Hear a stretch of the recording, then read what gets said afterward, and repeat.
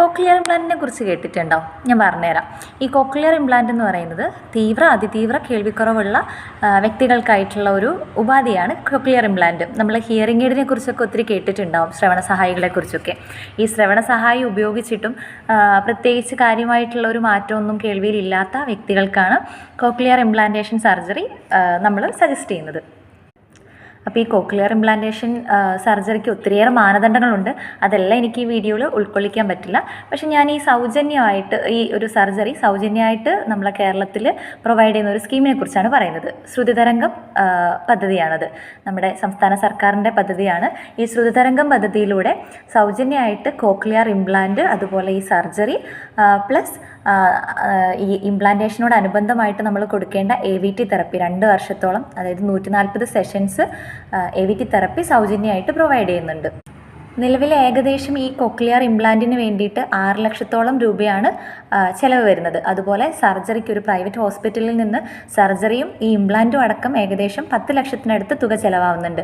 Plus നമ്മൾ നിർബന്ധമായിട്ടും AVT therapy കൊടുക്കേണ്ടതുണ്ട്.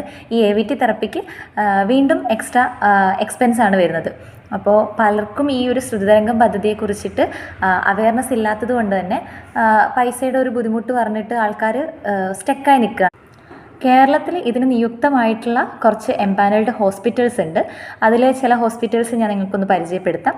ഒന്നാമതായിട്ട് നമ്മുടെ Kozhikode government medical college, doctor Manoj ENT, ഇത് പ്രൈവറ്റ് ഹോസ്പിറ്റലാണ്. അതുപോലെ തന്നെ assent ENT Perinthalmanna, Naushad ENT Ernakulam, medical trust hospital Ernakulam, Kozhikode തന്നെ മിംസ് ഹോസ്പിറ്റലും അതുപോലെ തന്നെ ബേബി മെമ്മോറിയൽ ഹോസ്പിറ്റൽ, തിരുവനന്തപുരം നിഷിൽ ഇതിൻ്റെ തെറപ്പി പ്രൊവൈഡ് ചെയ്യുന്നുണ്ട്. ശ്രുതിതരംഗത്തിൻ്റെ തെറപ്പി സൗജന്യമായിട്ട് പ്രൊവൈഡ് ചെയ്യുന്നുണ്ട്. ഇനിയും കുറച്ച് സെൻറ്റേഴ്സ് കൂടെ, കുറച്ച് ഹോസ്പിറ്റൽസ് കൂടെ നിലവിൽ അപ്ഡേറ്റഡായി വന്നിട്ടുണ്ട്. അത് ഞാൻ ഇതിൽ ഉൾപ്പെടുത്തിയിട്ടില്ല.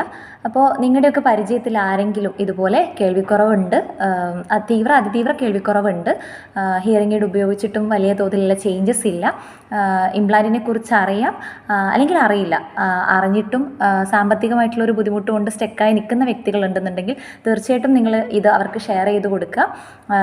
എന്നിട്ട് അവരുടെ അടുത്ത് പോയിട്ട് ഇതിനെക്കുറിച്ച് അന്വേഷിക്കാൻ വേണ്ടി പറയുക. കാരണം ഇതിന് ഒത്തിരിയേറെ മാനദണ്ഡങ്ങളുണ്ട്. അതെല്ലാം എനിക്ക് വീഡിയോയിൽ ഉൾപ്പെടുത്താനുള്ള ഒരു ലിമിറ്റേഷൻ ഉണ്ട്. അപ്പോൾ അതിനെക്കുറിച്ച് ഡീറ്റെയിൽ ആയിട്ട് അന്വേഷിച്ചിട്ട് കൃത്യമായിട്ടുള്ള ഒരു മാനേജ്മെൻറ്റ് അവർക്ക് എത്തിച്ചു കൊടുക്കാൻ വേണ്ടിയിട്ട് ഹെൽപ്പ് ചെയ്യുക. ഒരു പ്രധാന കാര്യം പറയാൻ മറന്നുപോയി, ഇത് മുതിർന്ന വ്യക്തികൾക്കായിട്ടുള്ള ഒരു സ്കീമല്ല. 1 വയസ്സ് തൊട്ട് 3 വയസ്സ് വരെയുള്ള കുഞ്ഞുങ്ങൾക്കും, അതുപോലെ തന്നെ ചില പ്രത്യേക സാഹചര്യങ്ങളിൽ മാത്രം 3 വയസ്സ് തൊട്ട് 5 വയസ്സ് വരെയുള്ള കുഞ്ഞുങ്ങൾക്കുമാണ് ഈ ഒരു സ്കീം പ്രൊവൈഡ് ചെയ്യുന്നത്.